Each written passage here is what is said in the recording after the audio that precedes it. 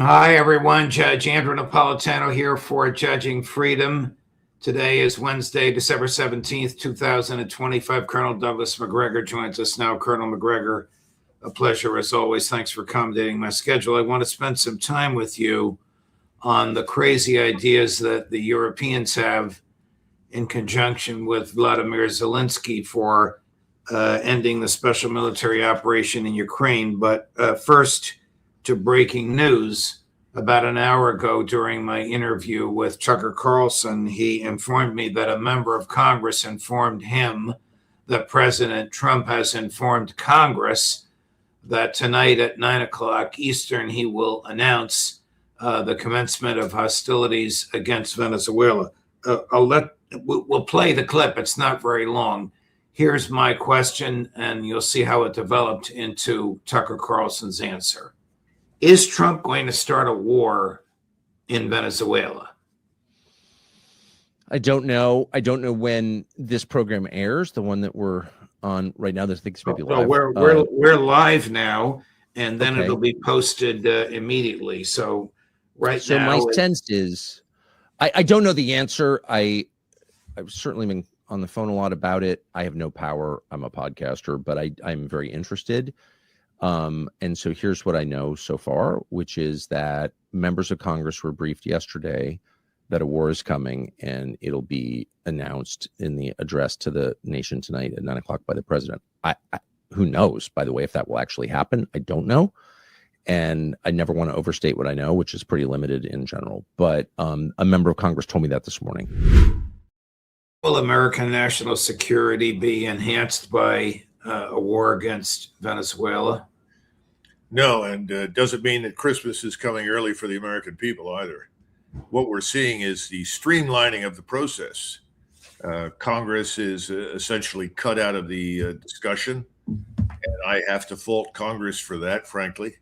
The president, given the nature of constitutional law, can only act within the constraints that Congress imposes on him when it comes to the use of American military power.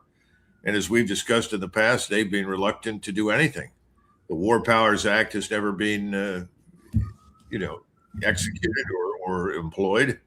And now we're going to let the man declare war. But in fairness, by implementing a blockade, a naval blockade, he's effectively said, we're at war with Venezuela. That's considered under international law to be an act of war, correct, Judge? Yes, it is an act of war, particularly in this case, because it would effectively starve the nation. What about China? Doesn't China buy about 80 or 90% of its oil from Venezuela? Well, I wouldn't say that much, but certainly a substantial portion. They have an interest in what happens in Venezuela, but the Chinese are not stupid. We're prepared to impale ourselves on Taiwan, which is 7,000 miles away from our home base in the United States. The Chinese are not going to impale themselves on Venezuela for the same reason. They know this is too far. They can't intervene effectively and support anything. Now, will they provide any kind of relief or help to Venezuela? Probably something. But I think the Russians are the ones that could do some things. But again, it's a question for President Putin. Thus far, Putin has always acted very deliberately and cautiously. And I don't think he wants a war with the United States over Venezuela. Is President Trump acting with deliberation and caution? Sorry, I almost made you spill your tea. Yeah, well, I guess in light of Susie Wiles' interesting interview, we should not necessarily include the words deliberate or cautious in any description of President Trump. He obviously doesn't see the need to really consult with anyone to explain anything. Maybe he'll explain tonight when he speaks, assuming that happens, what it's all about. But, again, I go back to Congress. Where is Congress? Well, who controls Congress? I think the same billionaires that are largely setting up and supporting Trump are also ultimately dragging Congress in whatever direction they want to go. And presumably they too want war with Venezuela. What is to be gained for the United States, even if everything Donald Trump says is true? Nicolas Maduro is the head of a drug cartel masquerading as the president of Venezuela. He's not the legitimate president of Venezuela. The country engages in human trafficking and murder. Even if all this is true, and almost all of it is defied by the administration's own Drug Enforcement Administration website, what does the U.S. gain by this? Strategically, I don't see that we're going to gain much of anything. But you have to keep the following in mind. On the one hand, I regard turning to the use of military power to wage war against another nation state as the last possible resort. It's the last thing you want to do, because even under the best of circumstances, assuming that you have absolute, unchallenged military supremacy in a whole range of important categories, the problem with war is that everything that can go wrong usually does. You're not only fighting the enemy, you're fighting all the things that can go wrong with you on your side, the accidents, the misinterpretations, the orders that don't reach the right place in point in time and space. So, from my vantage point, war, direct open war, is the last possible option that you want to embrace. Now, on the other side, because I've taken some time and I've had several people send me these things, the amount of fiction surrounding all of this is really stunning. I mean, we're way beyond conspiracy theories. We have people spitting out this story that striking Venezuela will collapse all of the drug cartels and criminal organizations all across Latin America, that it will cause Cuba to implode, which seems to be very important to Secretary of State Rubio, and will profoundly undermine all of the problems that we have in Mexico, Honduras, Nicaragua, and so forth. Obviously, I think that's a lot of nonsense. That's not to say that there may be some connectivity in those areas, but truthfully, what we're doing is going to enrage Latin America. It's going to mobilize millions and millions of people in Latin America against us. And as we've discussed before, we're not terribly popular as it is, just based on our historical record down there. This is going to make it all infinitely worse. And I don't know what the rest of the world says, because they're already treating us as a sort of crazy person in the neighborhood. You always had somebody in the neighborhood that everybody thought was a little nuts, and you avoided him. And that person lived in the house with the doors shut and the shades pulled down. And, you're a child growing up, say, oh, don't go over there, that's crazy so-and-so. We're already sort of in that category as it is. This is only going to make it much worse. If the Secretary of Defense were to ask your advice on whether the 20,000 troops in Puerto Rico and aboard the ships outside of Venezuela should storm the beaches, what would you tell him? Well, obviously, I would have already told the president that I don't see an upside strategically for the United States or for him by doing these things. And I would have urged alternative approaches that don't involve the use of massive American conventional military power. But if you put me in the position, I wouldn't send very many troops in under any circumstances. But keep in mind, at least according to what I've heard, and I know Tucker says someone in Congress told him this, and I'm sure that's probably true. The best I can say is that people in the Department of Defense that I know have told me that those soldiers up in Puerto Rico, up to 15, 16,000 there, and potentially the Marines further south in the Navy down in the Caribbean Basin, will end up being what they call a stabilization force. Well, this presumes that you get a coup. And all of this rests on the assumption that you can remove Maduro with a combination of CIA mercenaries and people inside Venezuela who will rise up against Maduro. Well, what if that doesn't happen? What do the troops become? Are they now an invasion force? If they're invading, what are they going to seize? What are they going to try and control? Remember, we've talked often about the size of this place. It's much larger than Vietnam. It's a very confusing environment. It's triple canopy jungle and mountains. It's roughly the size of Austria, Germany, and France combined. Its population ranges between 28.5 and 29.9 million, depending upon whomever you want to consult. This is a nightmare. It's a nightmare to manage. I cannot imagine what the key objectives are, and I cannot imagine that someone has said they are attainable. What is attainable? That's always the question. Don't tell me what you want. Tell me what you think the broad purpose is. I'll tell you what I think is attainable. And right now, with the force that we have, the only thing that you can achieve down there is a lot of destruction.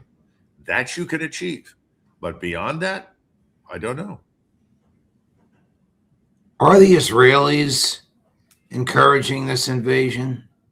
Well, I don't know if the Israelis are. Certainly, Mr. Netanyahu has made some rumblings recently about how delighted he would be if Mrs. Machado took over. Remember, she promised to instantly move the Venezuelan embassy to Jerusalem. But again, I think we have to look at the people that have been contributing all of the money that helped to elect and ultimately installed President Trump in the White House and swung Congress in the direction it's headed right now. And those billionaires, if you will, are largely supportive of intervention in Venezuela.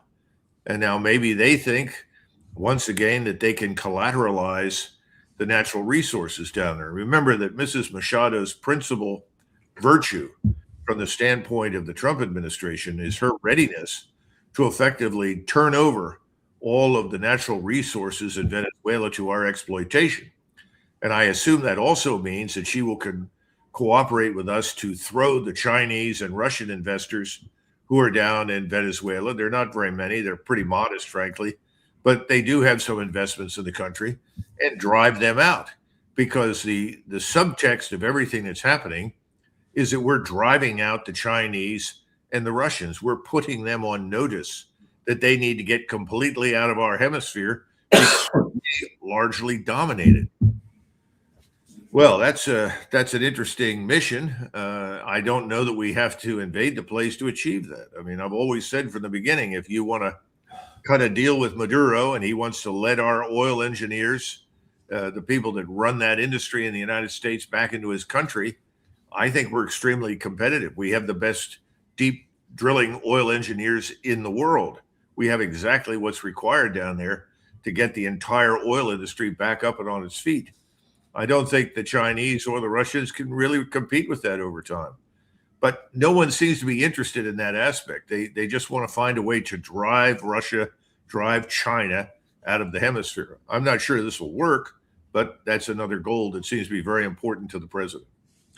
Colonel, yesterday in Berlin at a meeting of negotiators involving Germany, Great Britain, France, and the United States, along with Vladimir Zelensky, German Chancellor Merz announced a ceasefire plan.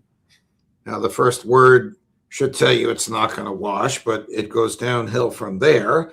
That includes the Ukrainian retention of the now Russian-occupied lands, a neutral Ukraine, but European troops physically present in it. When he made this announcement, the American delegation remained mute, as if they were in agreement. But Donald Trump changed his mind. Is this some kind of a way to intimidate, in Trump's mind, to intimidate President Putin? It's very hard to understand what is actually in the president's mind on these matters. Remember, we still sanction the two largest oil production firms in Russia, Rosneft, and I've forgotten the other name. Those sanctions are still in place, and they're designed to harm Russia. So for all the talk and the discussions that have been held with the Russians, certainly since January and February and March, there has been no fundamental change in the direction of U.S. policy. Our policy today is largely indistinguishable from the policy followed by Biden, despite the fact that on many occasions President Trump has indicated a desire to change that. It hasn't changed. So I think with President Trump, you have to look at what happens, what is done, as opposed to what is said. And so right now, I think you have to assume that President Trump may not have 100% endorsed it, but he's certainly not going to stop it. And the problem with that, as you know, Judge, first of all, Batts and the rest of these people are living in a fantasy world. But what's really dangerous about this is that the Russians are compelled to at least take it somewhat seriously. In other words, they have to assume that this lunatic fringe that is currently governing Europe is genuinely interested in waging war. And that's why they've just brought in hundreds of thousands of additional Russian citizens to serve in the armed forces, particularly in the army. It's why their manufacturing base continues to turn out exquisite missile and rocketry weapons.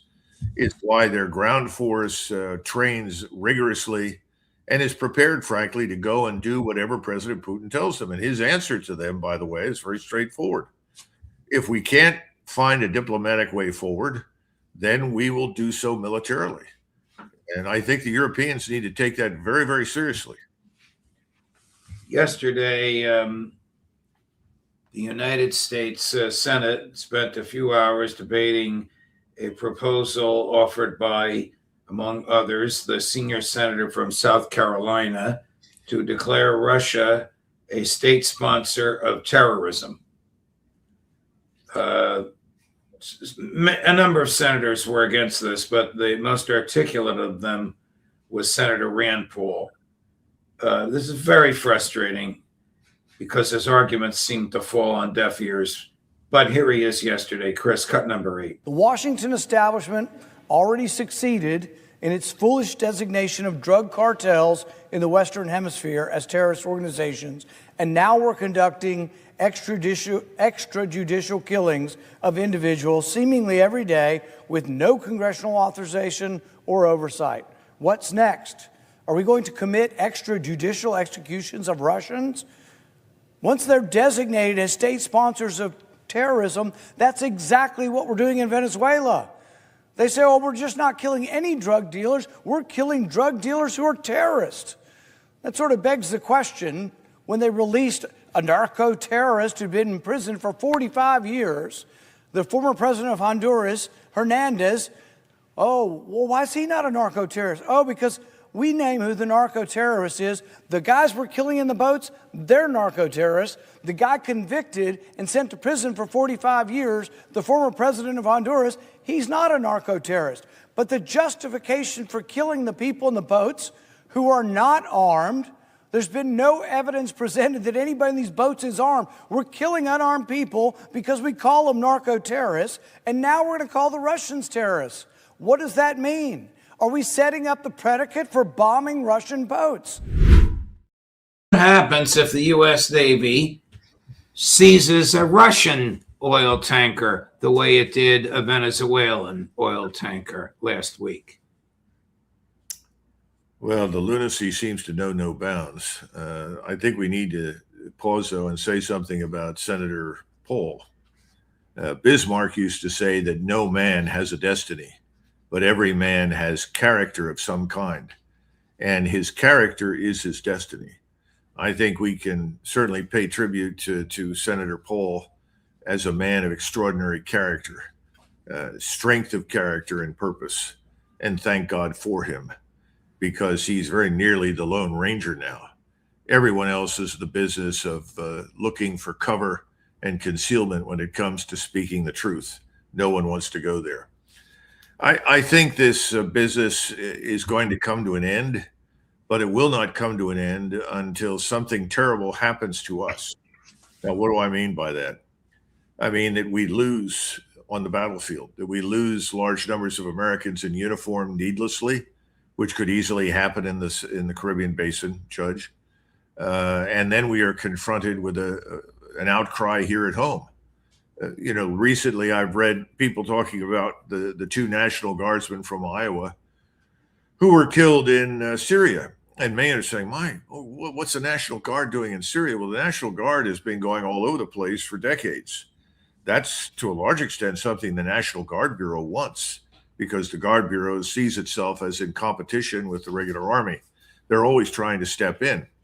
But when you start losing people in great numbers, particularly citizen soldiers, not somebody like me who was in the regular Army, who was a professional soldier, if I got killed, everybody say, well, that's sad, and then move on. But when you have a citizen soldier, someone who is not normally in uniform, who signs up to defend the United States and then ends up defending vague interests 6, 7, 8,000 miles from home, then you get an outcry.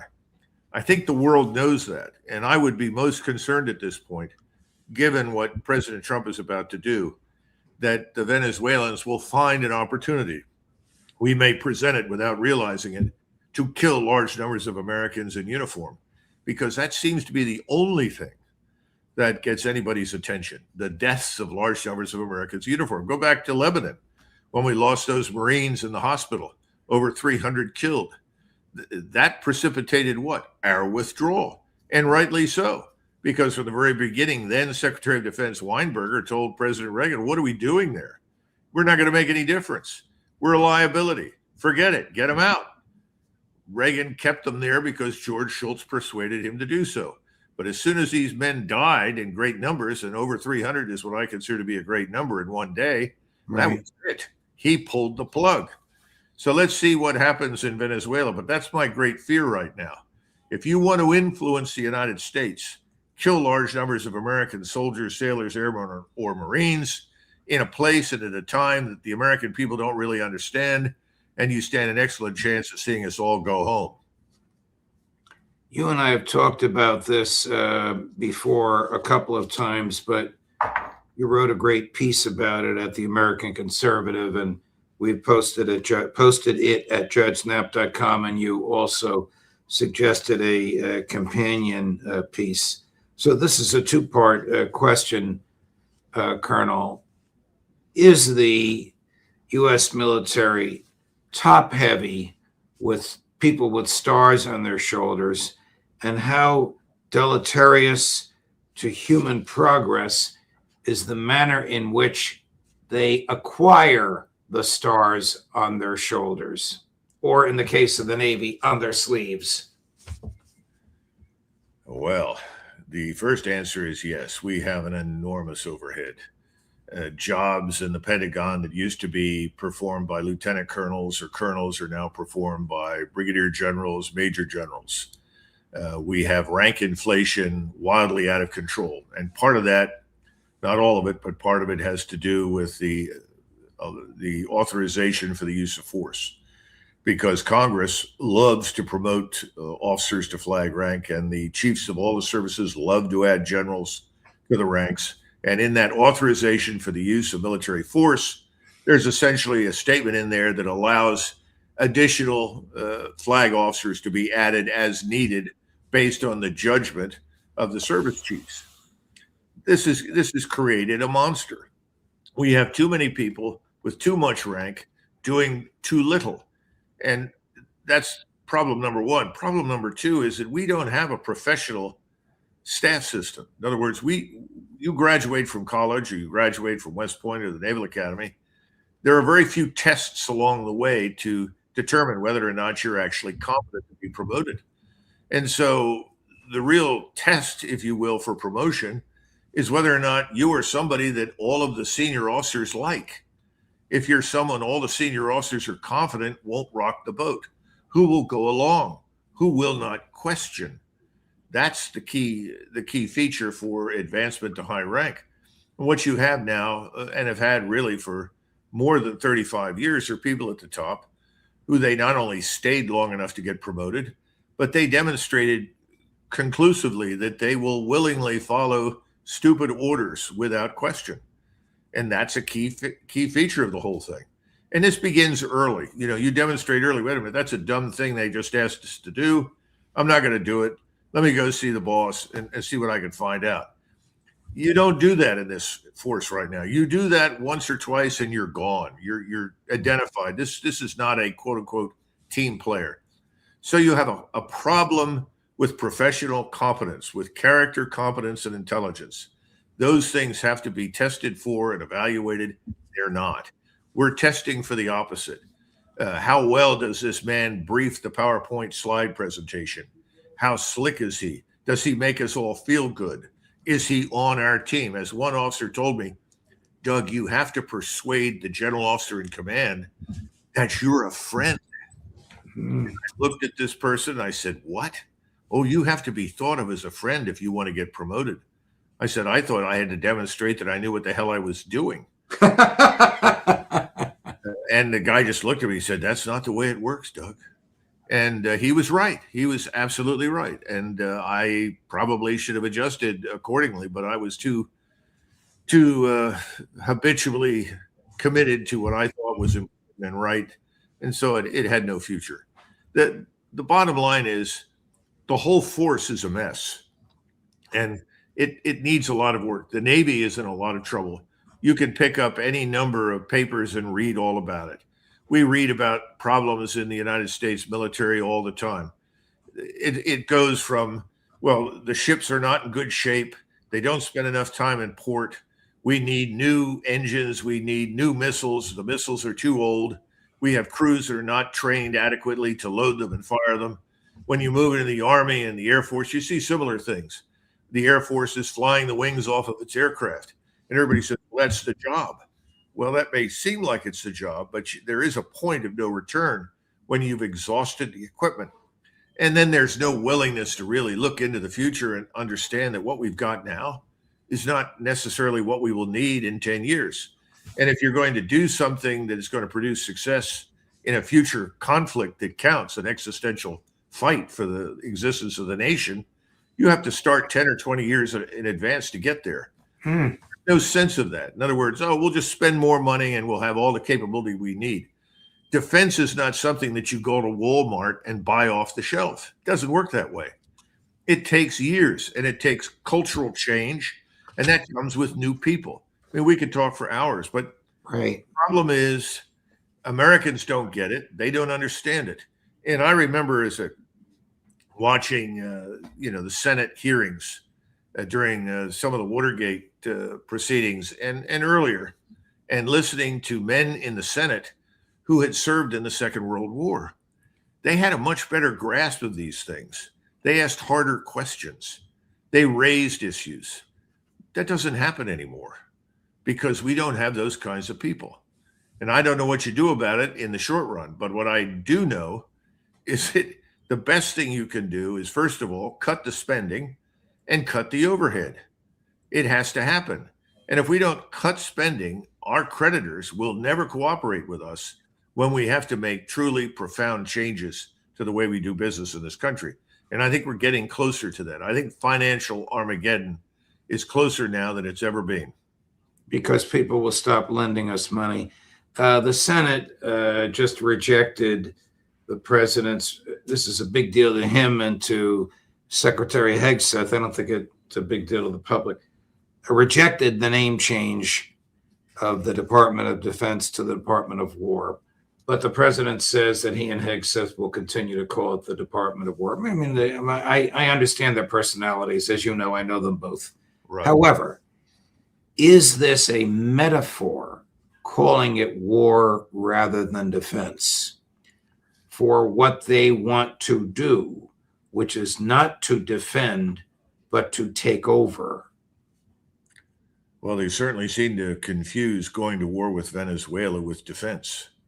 Preemptive war, which is effectively what the president wants to engage in, was described by Bismarck as committing suicide out of fear of death.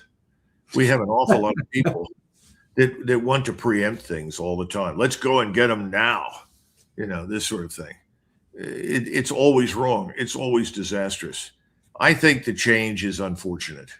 The fact that you're saying we want to go to war is a bad thing. And we should treat war, as I said at the beginning, as the last option. National defense is not going to war unless you absolutely positively must, because you are under unambiguous and direct threat. And you and I know, and everybody watching this knows, all you have to do is go to the Drug Enforcement Agency website, and you'll discover that Venezuela is not, the unimpeachable source of all our misfortunes with drugs. That's a lot of nonsense.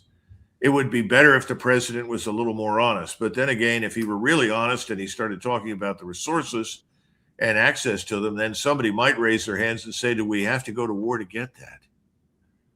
And we don't. Right. Colonel, thank you very much. Great conversations. Very, very instructive. as you have indicated, the type of thoughts that can only come from somebody who was a true full-time professional, regular Army soldier, in your case, educated at West Point, and then with your PhD afterwards. Thank you, Colonel. It's always a pleasure. We have a short week next week, but I hope we can have one more because of Christmas. I hope we can have one more segment together before the year ends. Well, that'll be tough. I plan to tune in and drop out, as they say, until the 29th of December. So Merry Christmas to All everyone. right. Well, Merry Christmas to you, Colonel. Happy New Year. And we'll see you in a couple of weeks. All the best, my dear friend. Right. Thanks. Bye-bye. Bye-bye. Coming up later today at 3 o'clock, Phil Giraldi, Judge Napolitano for Judging Freedom.